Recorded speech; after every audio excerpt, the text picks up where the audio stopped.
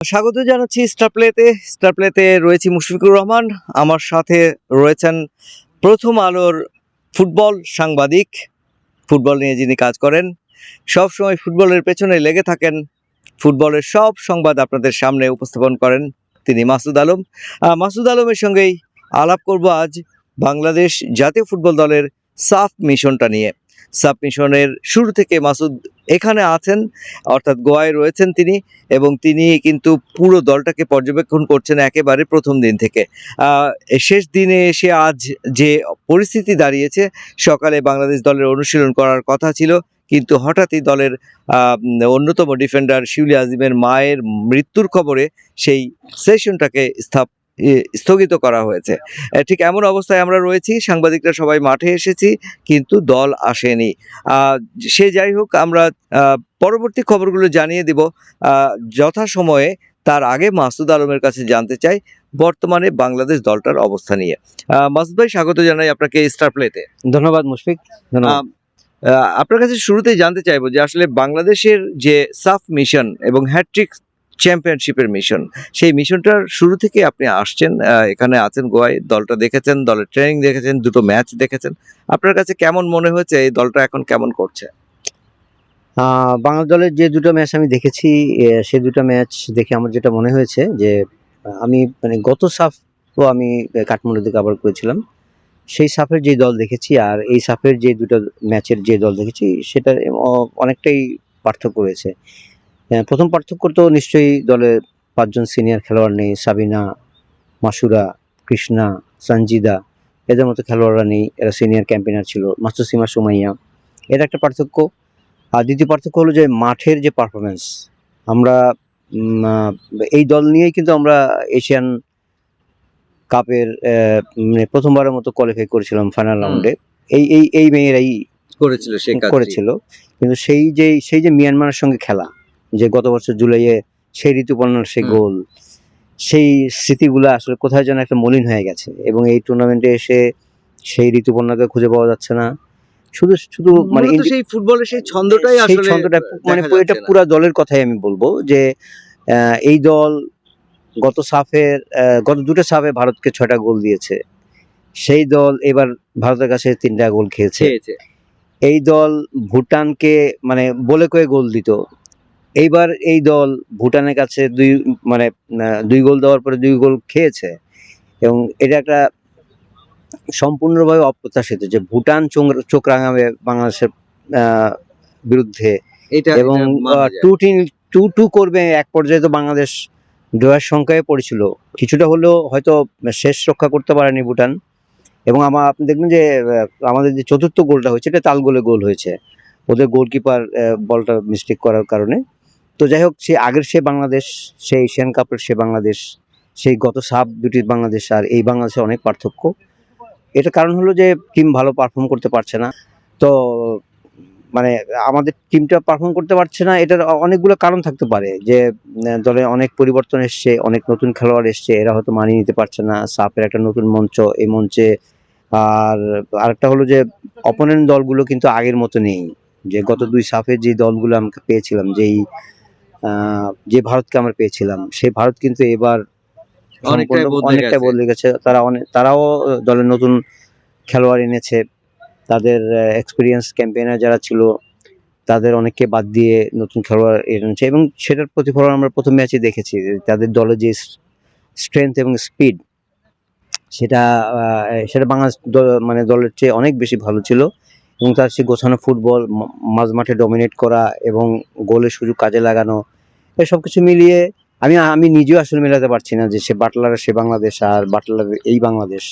কোথাও যেন অনেক কিছু, কোথাও যেন বড় একটা ঘাটতি তৈরি হয়ে গেছে। আপনার কাছে আরেকটু জানতে চাই মাসুদ ভাই, যে এই যে দলটা খেলছিল গতকালকের ম্যাচটাই যদি ভাবে আমরা, যে ভারতের বিপক্ষে যে ম্যাচটা আমরা খেললাম, সেই ম্যাচে কি আসলে ঋতুপর্ণার যে পারফরমেন্স বিগত সময়ের ছিল সেই পারফরমেন্সটা দেখেছেন?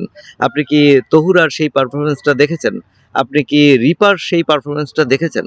আপনার কাছে কি মনে হয়েছে যে আসলে পজিশন পরিবর্তন করে কিছুটা খেলানো হয়েছে গত ম্যাচটিতে, সেই ম্যাচটার যে পজিশন চেঞ্জিংটা এটা আসলে কতটা যৌক্তিক ছিল? একেবারেই না, এটার প্রশ্নের উত্তর একেবারেই না। সেই ঋতুপর্ণা, তার কাছে সবচেয়ে বেশি প্রত্যাশা বাংলাদেশ দলের সবচেয়ে কি বলবো, সবচেয়ে বড় পারফর্মার বলবো, ম্যাচ উইনার যেটা সে অতীতে দেখিয়েছে। সেই ঋতুপর্ণার মানে প্রথম ম্যাচ যদি আমি বলি মালদ্বীপের সঙ্গে, সে ওই ম্যাচে 22 থেকে 23টা ক্রস করেছে রাইট। এবং কোনো ক্রসেই সে ভালোভাবে তার স্ট্রাইকারকে মিট করতে পারেনি। ক্রসগুলোর অ্যাকুরেসি হয়তো সে যেটা করতে পারতো যে 2টা স্টেপ ভিতরে ঢুকে ক্রসটা করতে পারতো, অথবা অথবা এক স্টেপ আগে করতে পারতো। মানে অন্য দিক থেকে যখন আমার খেলোয়াড় আসছে ওইটাকে দেখে টাইমিংটা ঠিক সে আসলে ওইভাবে মেলাতে পারেনি। আর যেটা আমরা আগে দেখেছিলাম সেই তার সেই দুর্ধর্ষ যে লেফট উইং থেকে যে তার যেই দূরপাল্লার শট অনেক সময় ক্রস করতে গেছে, সে বল পোস্টে ঢুকে গেছে বাক্যে, এটা লাকিলি হয়েছে যে গত, তাই না? তো সেই ঋতুপর্ণার সেই ক্রসগুলো আমরা মিস করতেছি। ঋতুপর্ণার যে খেলা, সে লেফট উইং দিয়ে যেভাবে সে ঢুকে, সে সেই ঢোকাটাও আসলে সে ভয়ঙ্কর ছিল। তো একটা সময় তো তার অপোনেন্ট মানে মানে প্রতিপক্ষের ডিফেন্ডারও তো তাকে আটকাতে হিমশিম খেত, মানে দুই একজনকে কাটিয়ে মানে সে যে খেলতো শুধু শর্ট করা না, সেটা আমরা মিস করছি। তা তহুরার কথা বলবো, তহুরা তো অ্যাকচুয়ালি হারিয়ে গেছে বলা যায়। টাইমও পাইনি আজকে খুব বেশি। একরকম আমি বলবো যে একরকম হারিয়ে গেছে। তহুরাই হলো বাংলাদেশের প্রথম খেলোয়াড় যে বয়সভিত্তিক জাতীয় দল সবকিছু মিলিয়ে 50 গোলের মাইল ফলক পেরিয়েছে। সেটা 2 বছর আগে সম্ভবত, আমি এ নিয়ে একটা রিপোর্টও বলেছিলাম। তো সেই তহুরা কোথাও যেন হারিয়ে গেছে। মানে এটার কারণ কি? এটা কারণ কি আনিকা আসা, মানে আনিকার মতো আনিকাকে একটা পজিশন তৈরি করে দেওয়া, অ্যাটাকিং মিডফিল্ড থেকে তাকে স্ট্রাইকার আনা, এটা হয়তো কোচ হয়তো ভেবেছেন যে স্ট্রাইকিং হয়তো আরেকটু শক্ত সমর্থ খেলোয়াড়, আনিকা শারীরিকভাবে একটু শক্ত, মানে মানে শারীরিক একটা ব্যাপার, ফিজিক একটা বড় ব্যাপার। সেক্ষেত্রে আনিকাকে সে স্ট্রাইকারে এনেছে। আমি বলবো যে এটা ভালো ডিসিশন নিয়েছে। কিন্তু তহুরা আনিকাকে জায়গা করে দিতে গিয়ে তহুরাকে 2টা ম্যাচে চেঞ্জিং এ খেলানো হয়েছে এবং চেঞ্জিং এ নেমে সে কিছুই করতে পারেনি। আর তহুরার এবং খুব স্বল্প সময়ের জন্য নামানো হয়েছে তাকে। তহুরার শারীরিক যে গঠন, মানে সেই গঠন আর এখনকার ফুটবলের যে শারীরিক গঠন, এটা আসলে অনেকটাই ঘাটতি রয়েছে।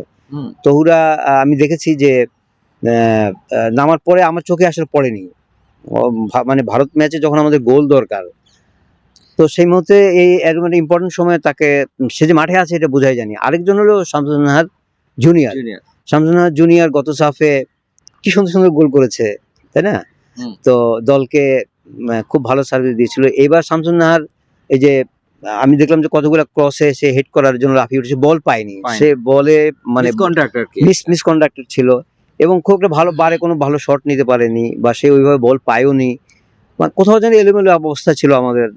সবকিছু মিলিয়ে আসলে এই তিনজনকে আমি এরা যেহেতু টিমের মূল পারফর্মারদের মানে তালিকা করলে এদের নাম সবার আগে চলে আসবে, এই জন্য এদের কথা বলা। কিন্তু আসলে পুরো দলটাই আসলে আমার কাছে মনে হয় যে আগের ছায়া। একটা দুঃসংবাদ রয়েছে, আমাদের ডিফেন্ডার শিউলি আজিমের মা মারা গেছেন আজকে, নিশ্চয়ই খবরটা আপনিও জানেন।